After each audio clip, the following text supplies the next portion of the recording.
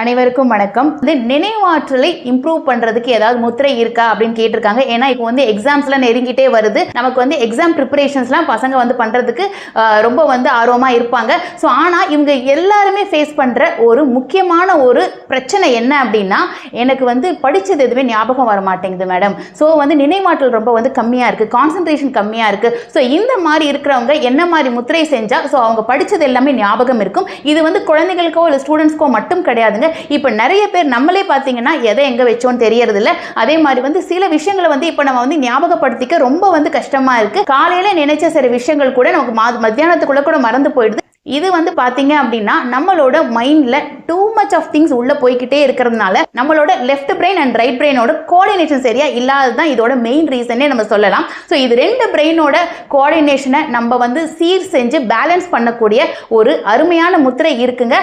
அது பேர் தான் ஹாக்கினி முத்திரை அப்படின்னு சொல்லுவாங்க.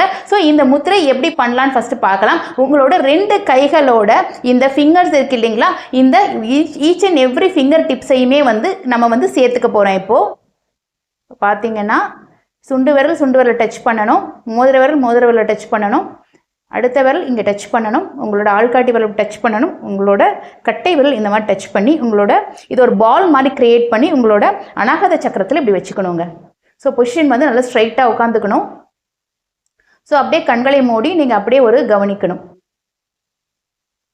இது மாதிரி ஒரு 10 மினிட்ஸ் டெய்லி ப்ராக்டிஸ் பண்ணிக்கிட்டே வரணுங்க. ஸ்டூடெண்ட்ஸாக இருந்தாங்க அப்படின்னா படிக்கிறதுக்கு ஒரு 5 மினிட்ஸ்க்கு முன்னாடி இதை ப்ராக்டிஸ் பண்ணிட்டு படிக்க ஆரம்பித்தாங்க அப்படின்னா படித்தது எல்லாமே அவங்களோட நினைவில் ரொம்ப அற்புதமாக தங்க ஆரம்பிக்கும். ஸோ அவங்களுக்கு எக்ஸாம் எழுதுகிறப்ப இன்னும் ரொம்ப ஈஸியாகவே இருக்கும். ஸோ இந்த முத்திரை ஆக்சுவலி பார்த்தீங்க அப்படின்னா நிறைய நம்மளோட சயின்டிஸ்ட் ஆகட்டும் இல்லை ஒரு பெரிய பில்லியனர்ஸ் ஆகட்டும் எல்லார் கைகள்லையுமே அவங்க பேசுகிறப்பையோ இல்லை ஒரு முக்கியமான முடிவு எடுக்கிறப்பையோ இந்த முத்திரை கண்டிப்பாக வச்சுருப்பாங்க. நீங்கள் நிறைய ஃபோட்டோஸ்லையும் பார்த்துருக்கலாம்.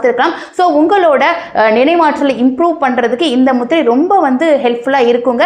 இதை நீங்கள் ப்ராக்டிஸ் பண்ணிகிட்டே வர்றீங்க அப்படின்னா உங்களோட நீங்கள் என்ன வயசாக இருந்தாலும் சரி உங்களோட நினைவாற்றல் இன்னும் நல்லாவே மேம்படும். ஸோ இதை ப்ராக்டிஸ் பண்ணிவிட்டு உங்களோட ஃபீட்பேக்கை நம்ம கமெண்ட் செக்ஷனில் போடுங்க.